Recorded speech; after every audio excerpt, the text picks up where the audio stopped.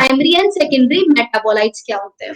चलो जो सारे बच्चे फोकस करो स्क्रीन पे, देखो the most exciting aspect of chemistry deals with isolating thousands of compounds. तो सबसे एक्साइटिंग बात क्या है केमिस्ट्री की, कि हम इसमें थाउजेंड्स ऑफ कंपाउंड्स को आइसोलेट कर सकते हैं, मतलब उनको हम अलग अलग कर सकते हैं, small and big from living organism. छोटे और बड़े कंपाउंड्स को अलग अलग किया जाता है लिविंग ऑर्गेनिज्म से। डिटरमाइनिंग देयर स्ट्रक्चर, हम उनके स्ट्रक्चर को डिटरमाइन कर सकते हैं, and if possible synthesising them, और अगर पॉसिबल हो सका तो हम उनको सिंथेसाइज भी कर सकते हैं। तो ये लाइन बिल्कुल भी कोई भी इंपॉर्टेंट नहीं थी, कुछ नहीं पूछा जाएगा इस लाइन से। आगे बढ़ते हैं। If one were to make a list of biomolecules, अगर कोई एक बायोमोलिक्यूल्स की लिस्ट बनाने बैठ जाए तो such a list would have thousand of organic compounds. तो उसमें बहुत सारे ऑर्गेनिक कंपाउंड्स होंगे, जैसे कि आपके amino acid, sugar, for reason that are given in section 9.10 we can call these biomolecules as a metabolites. So ये biomolecules क्या कहलाते हैं बच्चों, वो बायोमोलिक्यूल्स ही कहलाते हैं मेटाबोलाइट्स। क्योंकि अभी जब आप चैप्टर पढ़ रहे थे, चैप्टर का नाम था बायोमोलिक्यूल्स, तो आप बायोमोलिक्यूल वर्ड से पढ़ते आ रहे थे, एकदम से आपने देखा कि मेटाबोलाइट वर्ड कहां से आ गया। तो अब सबको क्लियर हुआ ये मेटाबोलाइट वर्ड कहां से आया। मेटाबोलाइट्स को ही हम क्या कहते हैं, बायोमोलिक्यूल्स कहा जाता है। In animal tissue one can notice the presence of all such categories of compound shown in figure 9.1, जो बहुत शुरू में आपको दिखाया गया था। These are called the primary metabolites. तो एक बार हम फिगर 9.1 देखते हैं।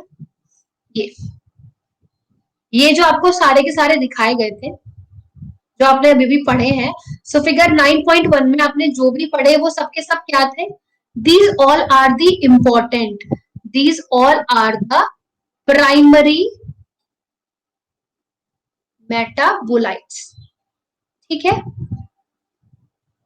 These all are the primary metabolites. However, when one analyze plant, पर जब तुम एक प्लांट को, फंगल को और माइक्रोबियल सेल्स को एनालाइज करोगे, one would see thousands of compounds other than primary metabolites. तब तुम्हें पता चलेगा कि प्राइमरी मेटाबोलाइट्स के अलावा भी बहुत सारी चीजें होती हैं, जैसे कि alkaloids, flavonoids, rubber, essential oil, antibiotics, coloured pigment, sand, gum, spices, इन सबको कहा जाता है secondary metabolites. Okay, primary metabolites जो कि हम लोगों के अंदर भी है, ये सब बेसिक चीजें, carbohydrate, amino acid, fatty acid, nitrogen bases, ये सब प्राइमरी है।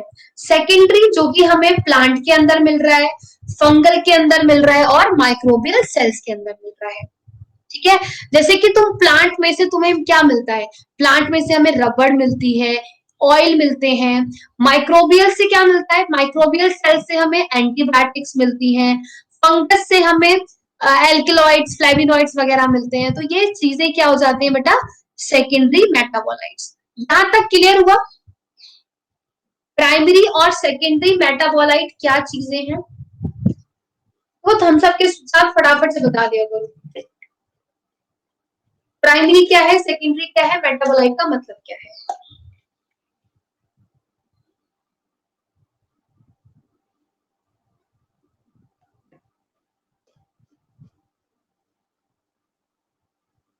आगे बढ़ते हैं।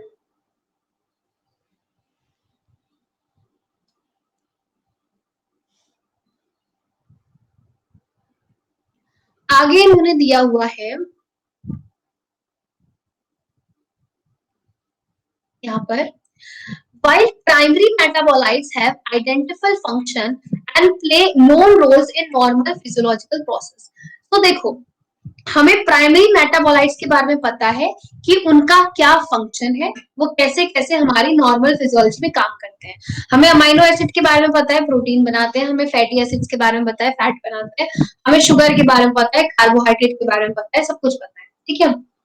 Now we do not at the moment understand the role of function of all the secondary metabolites. So अभी हम, तुम लोग क्योंकि 11th में हो तो तुम्हें जरूरत नहीं है सेकेंडरी मेटाबोलाइट्स के हर एक फंक्शन को जानने की इन होस्ट ऑर्गेनिज्म।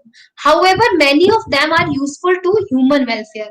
बट इनमें से बहुत सारे ह्यूमन वेलफेयर मतलब हमारे लिए अच्छी है, जैसे कि रबर हम लोग यूज करते हैं, ड्रग्स मतलब मेडिसिन वगैरह जिनसे बनती है उनका यूज, स्पाइसेस मसाले, सेंट्स परफ्यूम वगैरह, पिगमेंट्स, ये सब ह्यूमन वेलफेयर के लिए इंपॉर्टेंट है।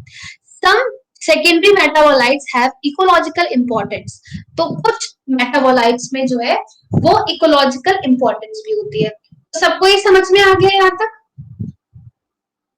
प्राइमरी क्या है, सेकेंडरी क्या है, प्राइमरी ने क्या काम किया, सेकेंडरी ने क्या काम किया। ऑफ कोर्स प्राइमरी के बारे में हम सब कुछ जानते हैं, सेकेंडरी के बारे में हमें अभी जानने की जरूरत नहीं है। सो ये बेसिकली आपका क्लियर हो गया। अब यहाँ पर इस वाली टेबल के अंदर आप पढ़ रहे हो सम सेकेंडरी मेटाबोलाइट्स के बारे में।